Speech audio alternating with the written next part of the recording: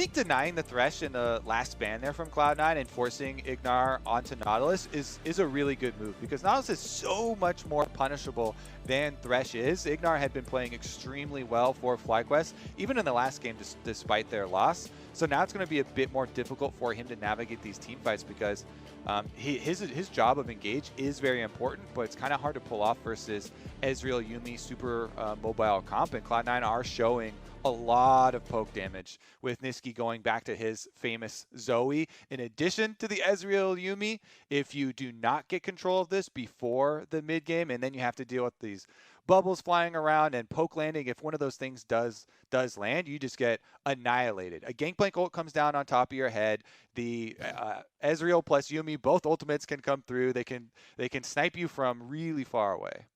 Yeah, with barrels from Gragas, barrels from Gangplank, sleepy trouble puddles coming out from the Zoe landing on the ground if the bubble misses. There is so much zone control on this Cloud9 squad that if FlyQuest doesn't engage properly and they aren't coordinated, the punish from Cloud9 is going to be righteous.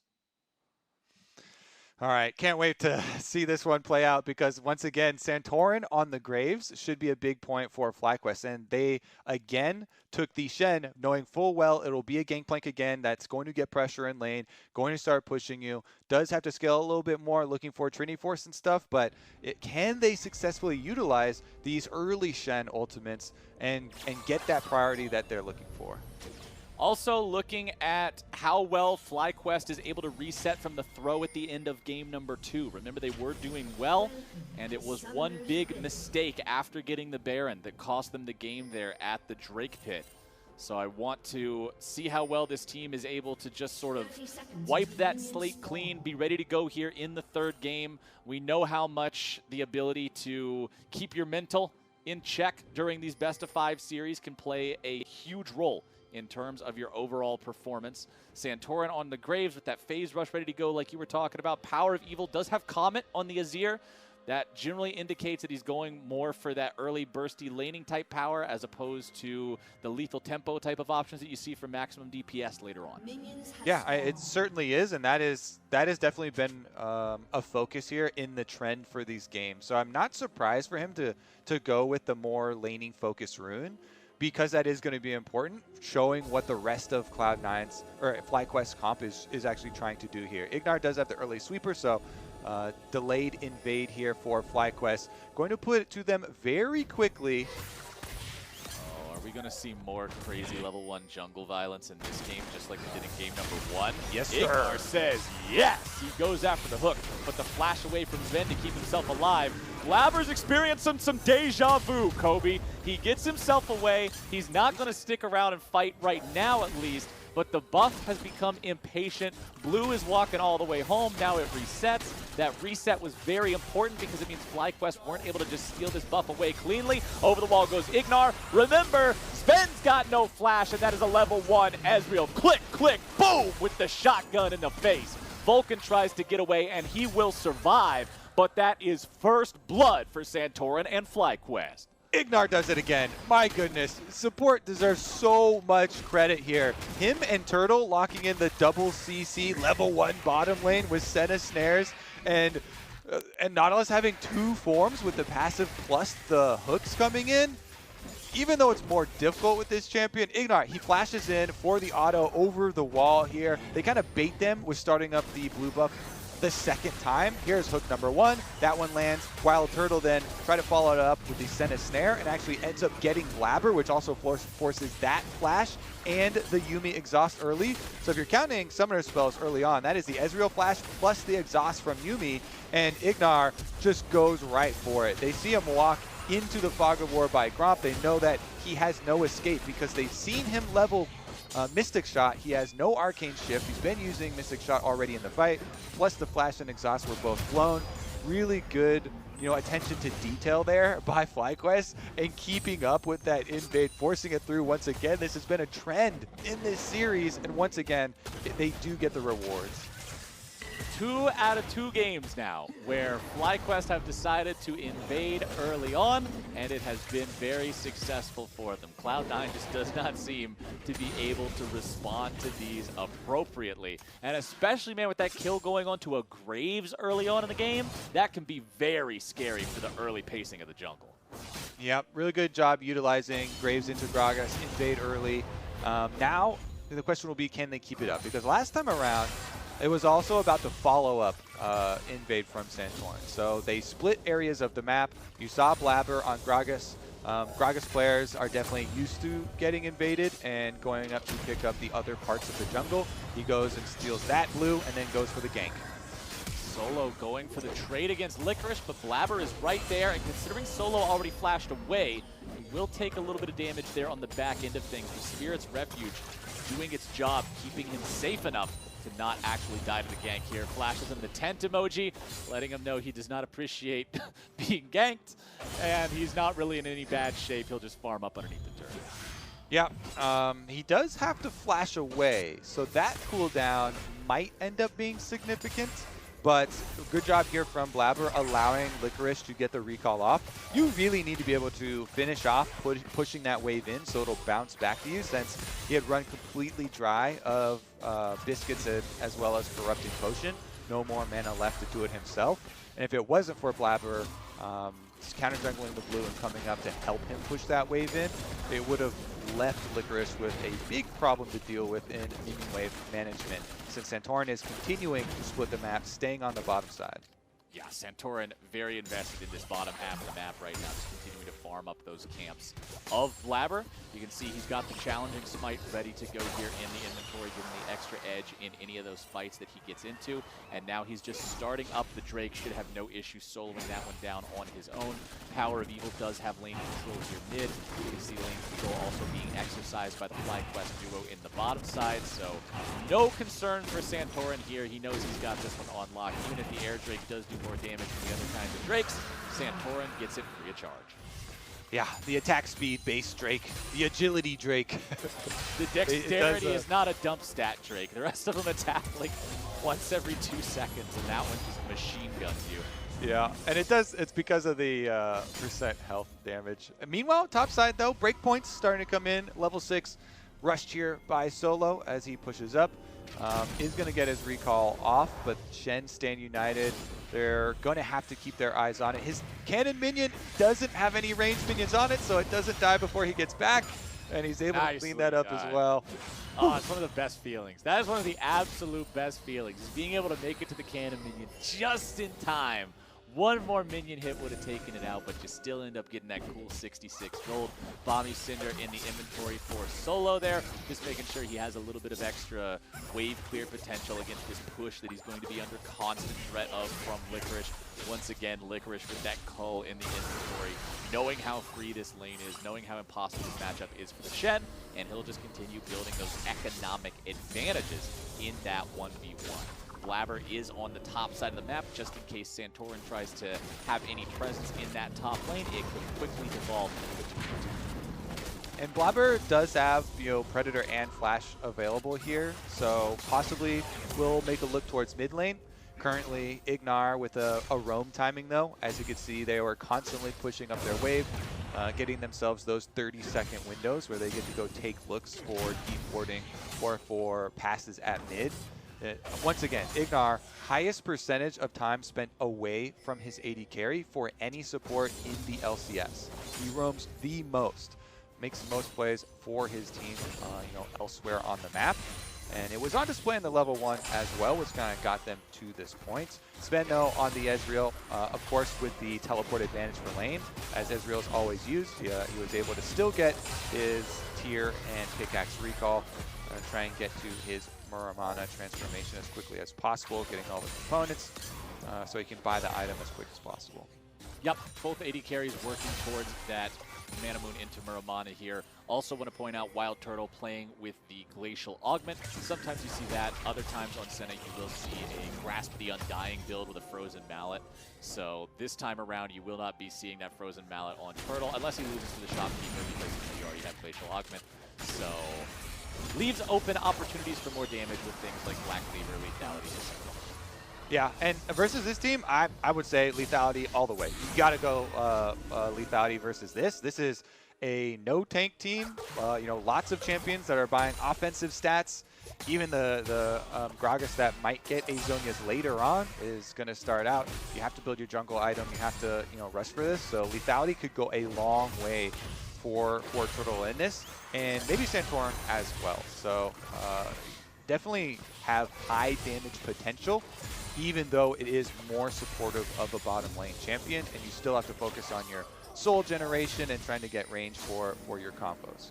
Right. It's all about that quick burst there with Senna, being able to have the auto-Q auto just having so much damage up front like that. Go to sleep! Nisqy with the bubble down onto Solo. A very nice cast coming out from Blaber, but now the counterattack comes through and PowerOfEvil is looking to make the plays. He will not find the shuffle onto the desired target. He will catch Licorice instead, and now the Stand United is coming in. Santorin has backup, and PowerOfEvil has a kill. FlyQuest in a 2-0 game as IgNar is going after Blaber with the flash into the dredge line.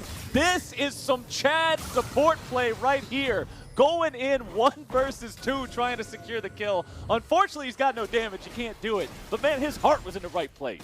Yeah, he's roaming again. It's IgNar off across the map and looking for the chase down. That's going to be some damage that does stick on Blaber. He's around, but there is about a 0.00001% chance that he would have anything to say about that Rift Veil take from Santorin. And Graves, once again, used effectively with the Stand United coming down as well. They're able to chase Cloud9 super deep back out of their jungle. Solo, fancy footwork, does dodge the body slam from Blaber, but then Blaber hits a really nice cast onto him, which does force the flash. Senna ultimate forced to come through. Santorin's burst damage up front, giving PowerOfEvil the confidence to go in for the sweep. Does get multiple flashes with that sweep. And Santorin, once he sees those cooldowns, he's like, no flashes for y'all. I've got double buffs and a Shen ready to come back. Solo re-enters the fight on his back. And this is just putting up on a pedestal, again, one of the players from Cloud9 that has started to get the recognition he deserves. So Santorin has just been crushing it for this team for so long, putting in so much work. And now that he's on the Graves, on with the carry champions, definitely big moves for FlyQuest. They're stacking up Dragon number 2 at just over 11 minutes. Pretty quick pace for themselves. Definitely in line with what they're working for on the bottom side. Earth Drake will be the soul this time around, so a potential shield to protect them from the poke of the Zoe and the Ezreal and some of the Gangplank barrel burst if FlyQuest is able to grab 2 more of these as the game marches forward. Solo does have to deal with Zven in this top side. Not exactly a great situation for the Shen. Being a Shen in this game just kind of sucks because if you have to lane against Gangplank, you're like, I can't really interact with them. If you have to lane against Ezreal, you're like, I can't really interact with them. If you have to lane against Zoe, it's like, I can't really interact with them. So Solo's job is to just sit there and tread far. Your most fun is when you get to hitch a ride on this Santorin train. Woohoo! Yes, let's go, Graves! In we go! All aboard! The Rift Herald charging down into the tier 2 turret now. FlyQuest keeping this push going. They got 3 players down here. The Gangplank ulti used by Licorice to clear away that minion wave. He wants to protect this tier 2 if he can, but you know, I want a lot of things. I want $1 million. That means I don't have it. He don't have a tier 2 turret either. That is another objective going the way of FlyQuest here, putting them up to a 2,500 gold lead. Blaber has farmed the enemy Grump. He's popped the Predator. He's up here in the top lane looking to help Zven and Vulcan make this kill.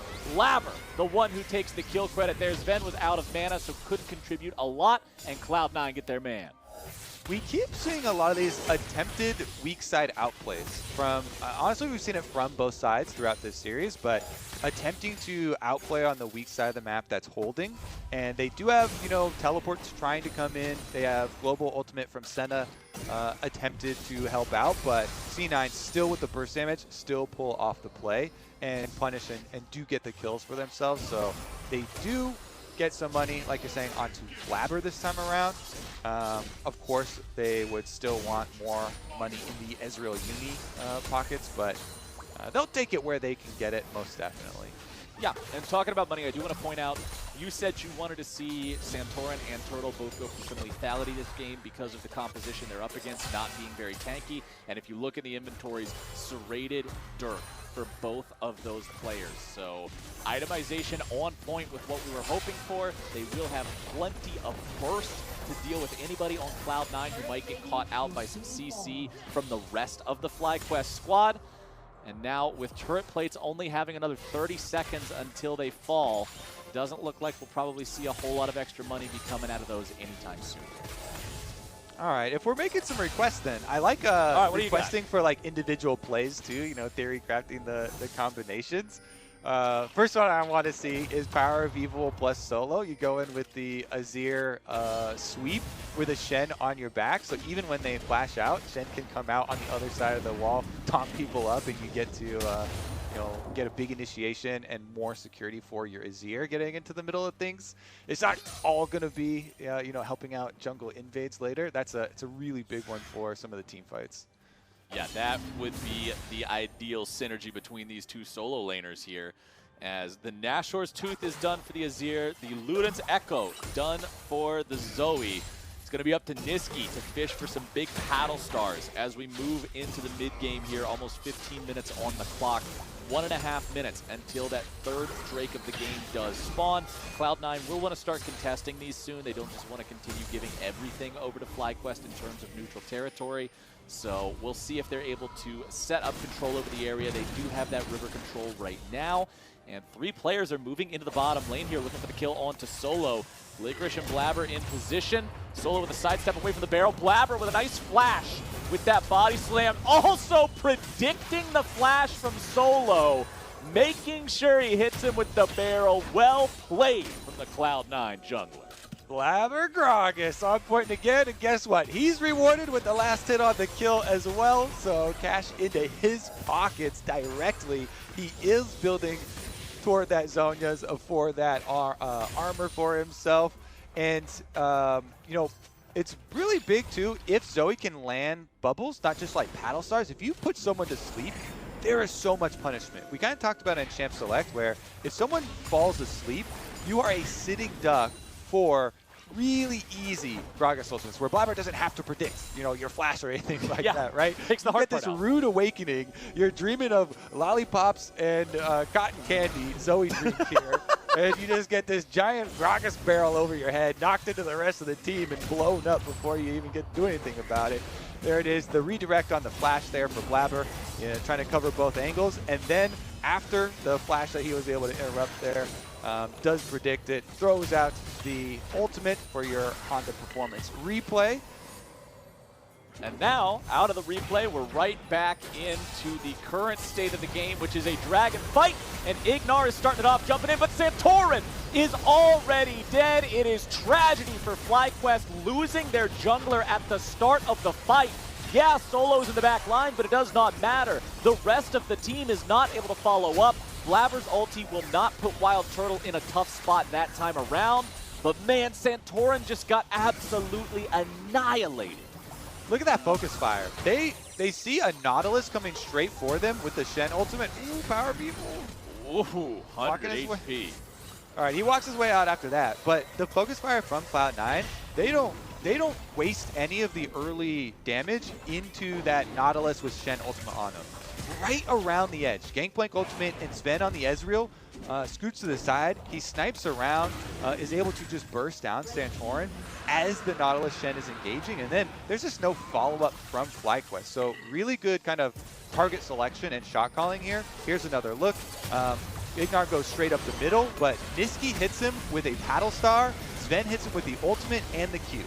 And that is just 3 of these skill shots, all focused on the same target, focusing your DPS around the tank players onto the priority targets of your opponents. So critical in this. And they just surgically remove the follow-up and the damage from FlyQuest. So then with the Gangplank ultimate as well, you know, PowerOfEvil's not walking through that. And it was just a well-sectioned off fight here from Cloud9 that they won in the first 1 second of the initiation of FlyQuest. It was over before it truly began there for FlyQuest. Cloud9 not only win the fight, stopping that Drake stacking in a really good spot here, 18 minutes of the game. Dead even gold between these two teams yet again, my friend. It is just blow for blow in the previous game and in this one now as well. Nisqy pushing up in the bottom lane, looking to take down the last bit of HP on that tier 1, but Solo will continue defending it. You can see a more strict tank build for Solo this time around. Has the Sunfire cape before going after the Tiamat now. Last game we saw a straight rush into the Titanic Hydra. PowerOfEvil using Drift Herald top side here to make sure he's able to take down the tier 1, putting some more gold in those FlyQuest pockets. As IgNar, he's on the periphery here in mid lane, but it doesn't really matter. It's not like you can engage on Ezreal and Zoe very easily, so Cloud9 can push down that tier 1 turret in the mid lane and keep this game all tied up. And that is going to be a big key to this game moving forward, because while dodgeball is really fun in real life, it is the most unfun way to play League of Legends. And you're facing Zoe, Ezreal, Yuumi dodgeball game.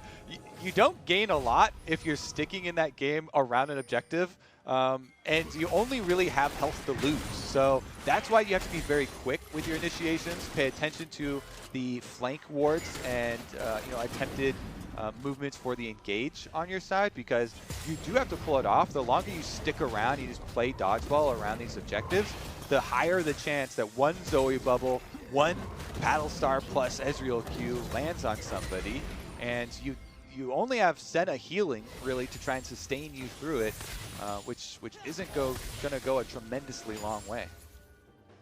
Ooh, very much not. The QSS also completed now for PowerOfEvil. I mentioned how in the previous game we got to see that done nice and early for him when he was playing the Azir before. Now he's got that locked and loaded here once more. We already saw the Gargoyle Stone Plate from IgNar, allowing him to start the engage off in the previous fight that FlyQuest wasn't able to win. So that's another big active that will be playing a role in all the team fights moving forward.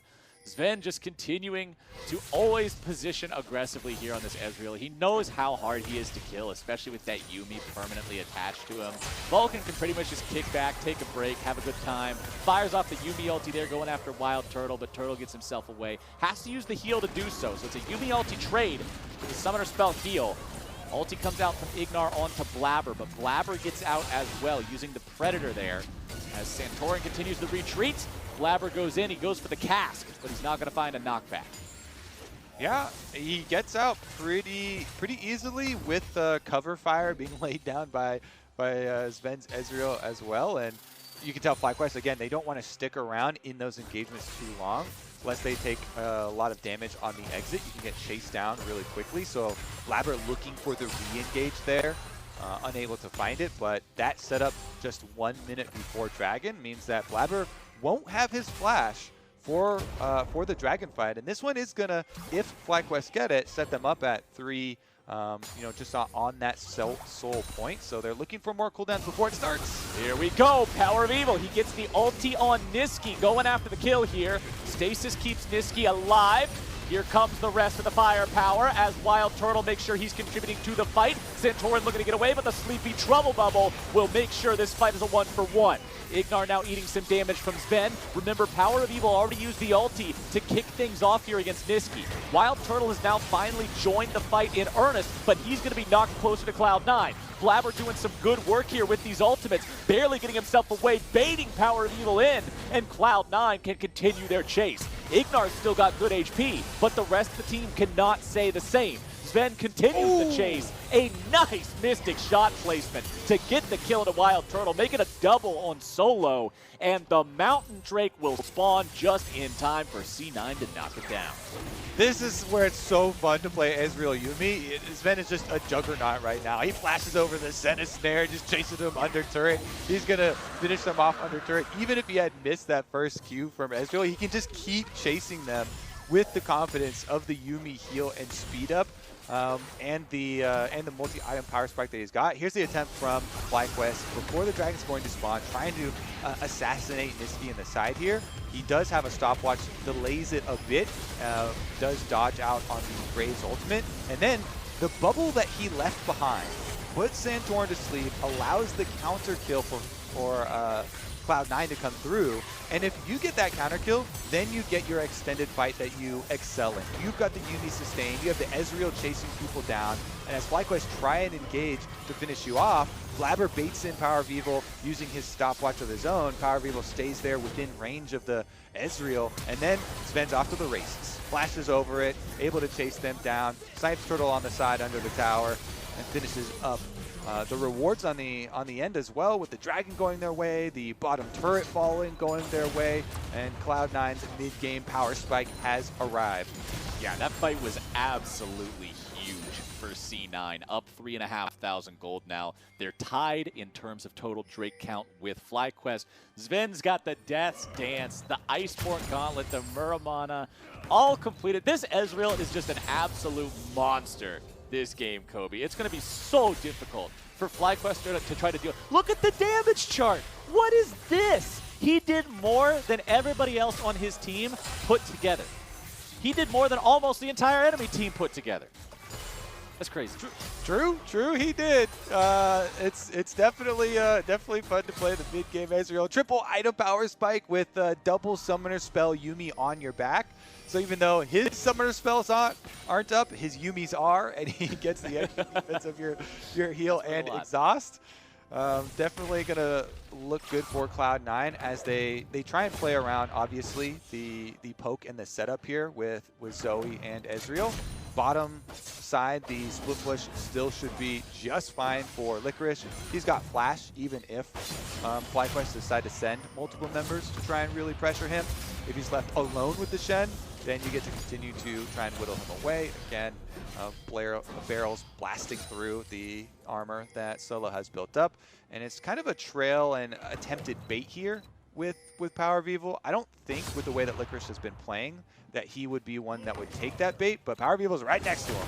PowerOfEvil with the ulti to immediately begin the fight. Licorice tries to escape. He uses the flash to kite through his own ultimate. Licorice is getting away. PowerOfEvil's about to take a nap. The QSS wakes him back up. Nisqy's not going to find the mark there with a paddle star, but he doesn't even need to do it. PowerOfEvil is down. So is Solo. This game is just completely out of FlyQuest's hands right now. Cloud9 are outplaying him.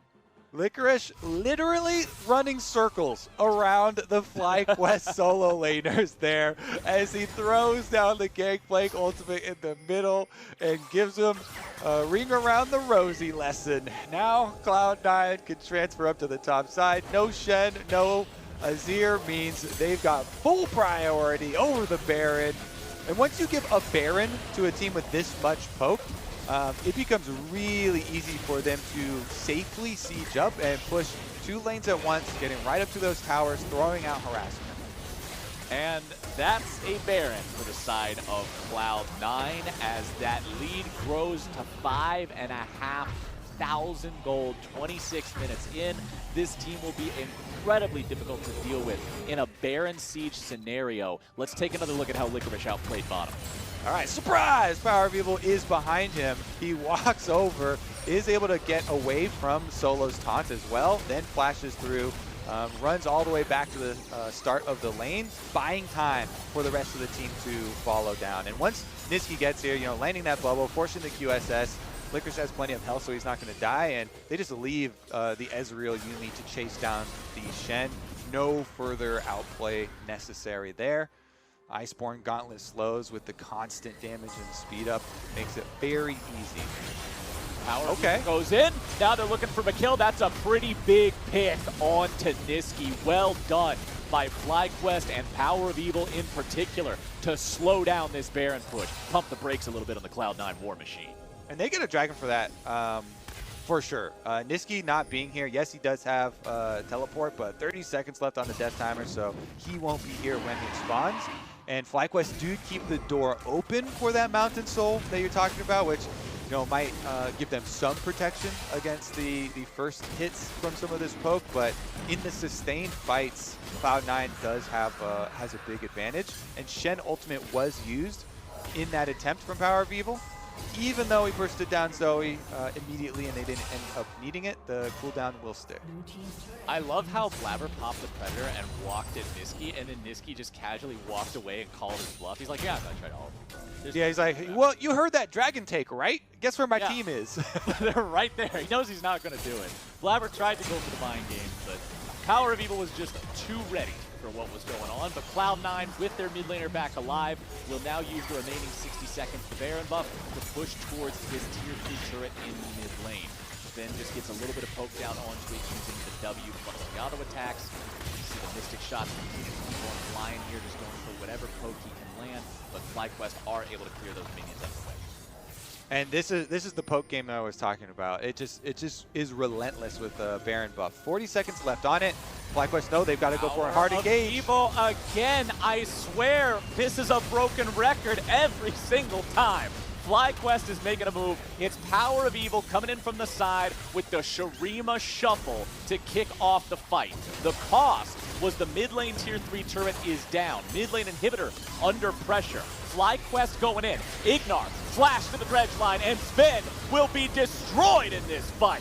Cloud9 will lose their AD carry, and that is another big pick here for FlyQuest. Two big ones for FlyQuest. The individual playmakers stepping up. PowerOfEvil and IgNar, the old misfits, back at it again with Cloud9 on their doorstep.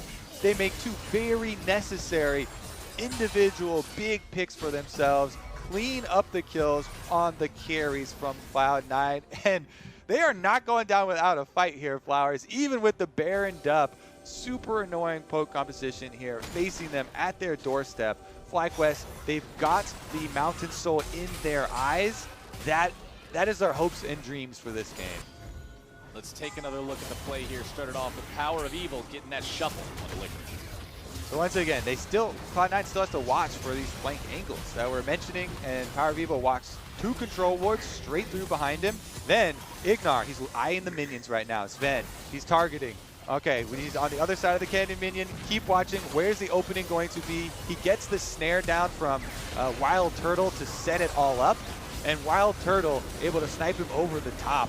So actually, credit goes to the first snare that lands, and that's gonna be in his favor. Turtle still landing those skill shots. Cloud9 though back at it again after the respawn. C9 still have a pretty impressive gold lead here for themselves. Almost 5,000 gold, just a little bit shy of that. Baron is live in under 2 minutes. Drake is live in just slightly over 2. So although not completely synced up, those timers are only 20 seconds apart. So could potentially see an objective trade situation if nothing else. WildTurtle is almost full build here on this Senna. Has Duskblade, Mortal Reminder, Rapid Fire Cannon, and Muramana. A little bit of everything. 1 lethality item, 1 big armor penetration item, 1 crit item, and the Muramana. So just sort of a sample platter of all the different dishes and delectables that an AD carry could go for. And I really do like it, actually. With lethality heavy, with so many squishies on the opponent team, not a lot of armor. Yes, the Ezreal obviously always builds armor in with the Iceborne, and Gragas has the Zhonya's. But you tag Gangplank, you've got your extra range with the Rapid Fire Cannon for the extra safety and trying to get those little chips of poke damage at the beginning of the fight. When you're fighting versus such a long-range team, you need to also have some safety with the range for yourself. PowerOfEvil is a little bit away from completing his death cap on the Azir to truly get that big spike, but here comes the Mountain Dragon. It will arrive. Wait, PowerOfEvil is actually recalling. Does he have the completion money for death cap right now? There's no way he would be recalling. Teleport is ready. Money for it. Okay, yeah. He's got the hat. He's ready to go. Teleporting in now to make sure that he's not lagging behind his team whatsoever. FlyQuest with control over the river right now. So they might face check. If Solo's able to grab this taunt, that could be really huge. Here comes your Shurima Shuffle. More CC coming through. Zven's going to be killed. That is the start that FlyQuest was hoping and praying for. Vulcan wants to get away, but Turtle's got him in his sights. Cat versus gun. I'm taking the gun every time. Licorice dies now as well. And FlyQuest just found 3 for nothing. 3 for nothing and a Mountain Soul right after for themselves. There's not even a possible answer with Baron from Cloud9 because 3 members of Cloud9 got chased down in the aftermath. No possible rebuttal here from C9 as FlyQuest with the huge punish for a face check into the river right before the dragon. Now they could start up the Baron themselves, and even though Blaber has flash available, it will be a dream scenario if he can steal it away. Him and Nisqy are the C9 hope, looking for the steal. It's them against the world. Blaber will try to contest this. 3,000 HP on the Drake. True Shot Barrage coming in. Cast over the wall. Baron is secured by Santorin and FlyQuest. Zven has made his way into the fight now using the TP for the positioning. IgNar nearly killed off. PowerOfEvil looking to get himself away. Cloud9 continues the chase. FlyQuest wants to get out. Solo may be declared the sacrificial lamb here yet again. PowerOfEvil summoning up a turret. PowerOfEvil has very low mana. They do not want to go for a fight here if they can help it. Solo also still alive on the Shen. Didn't have to be the sacrifice at all. Turtle goes back to the base and is able to keep the inhibitor alive too. It's a little bit slow clear, at least that was set up. I hope we're going back to the setup for this. Yeah. Yes, okay. we are going back.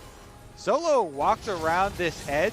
Now, if you're control ward in that pixel brush, and I don't want to go over whatever just happened because you know they all get chased down.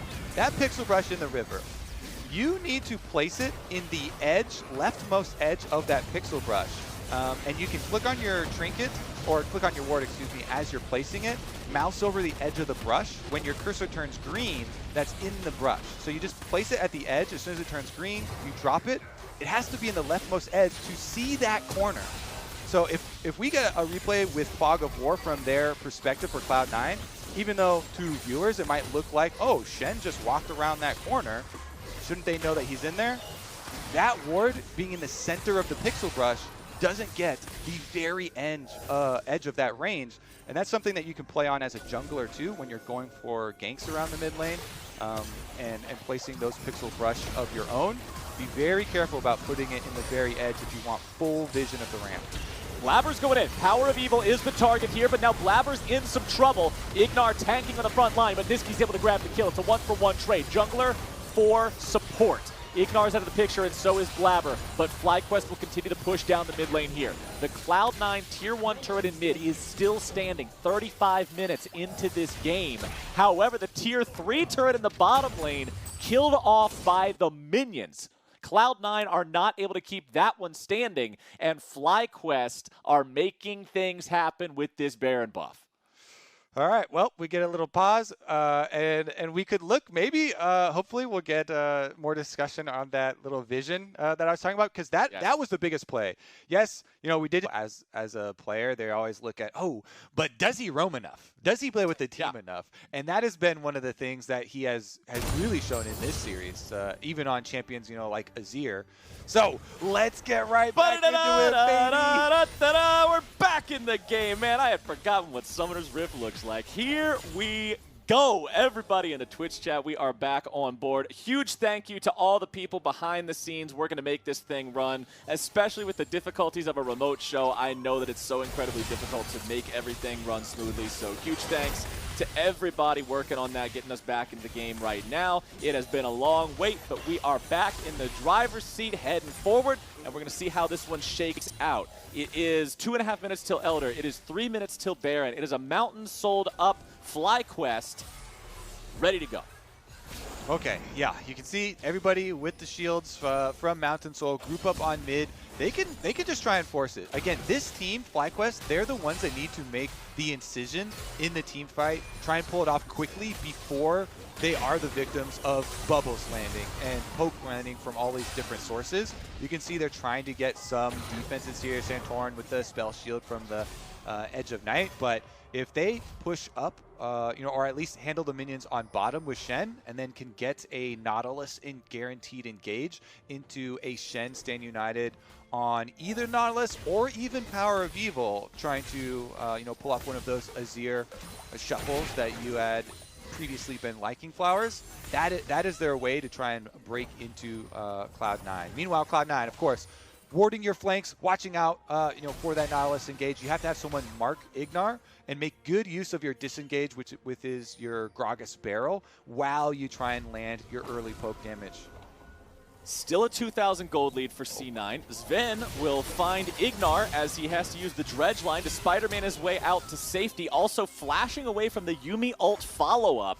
Gets the Summoner spell and the Stone Plate out of IgNar there with less than a minute and a half until the Elder Drake spawns. Any cooldowns that Cloud9 can force out of the front line of FlyQuest is going to be huge for them. That's one more thing that they don't have to worry about for Zven and Nisqy in IgNar's engage, you know, the flash follow-up. Now, can FlyQuest find that angle again? Will PowerOfEvil be able to successfully navigate around here and get one of those big engages? Nautilus ulti coming down onto Zven. He did not have to use the flash to get away. IgNar's going in, but remember, there's no Stone Plate here on the Nautilus. He is so easy to just destroy without that extra tankiness. Solo is not able to keep him alive, even with the Stand United. And with the FlyQuest support out of the picture, there's 20 seconds until the Elder Drake is alive. PowerOfEvil's going in. Zven's going to be taken down. Turtle's going on a killing spree. And now Vulcan is paused. Yeah, I believe this is where the break occurred. So we'll get back into the live as quickly as possible. But right before we came out to this pause, that was after the pick. We had just talked about the cooldowns on IgNar that they blew, you know, with Zven and Vulcan inside the jungle. The Stone Plate that you mentioned and the flash, he had no way back out of that. Then, though, with Zven trying to flash over again, the Senna snare doesn't get over it this time, and they actually get the counter kill.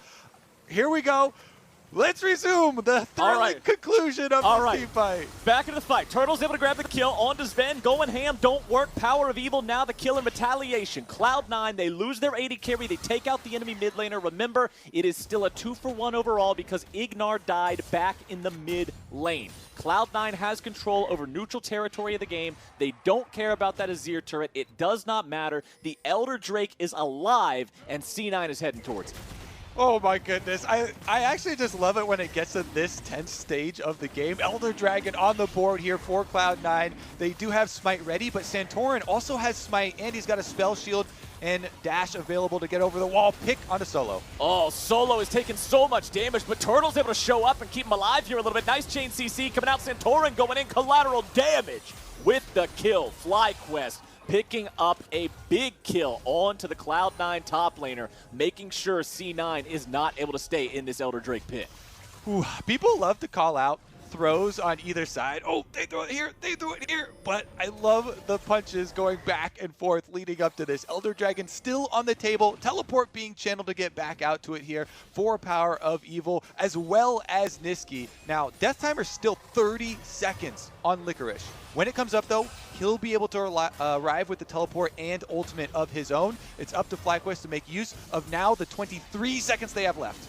I'm curious how many stacks Turtle has on Senna, because it looked like with his rapid fire cannon proc, he shot Zven from 1,000 units away.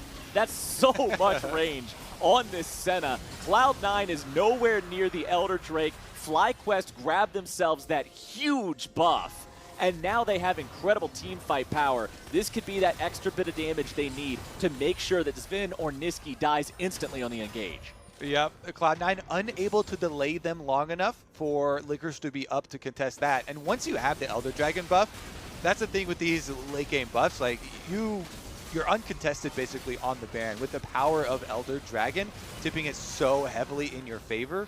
With the Execute especially. Now it's FlyQuest with, again, the trifecta of late game buffs.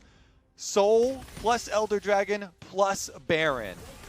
So much power on this FlyQuest roster right now. Solo set up in that top side, has both TP and Stand United to join the fight if the rest of FlyQuest get jumped on. Zven's going to continue just trying to hold things down here in the mid lane underneath the tier 2.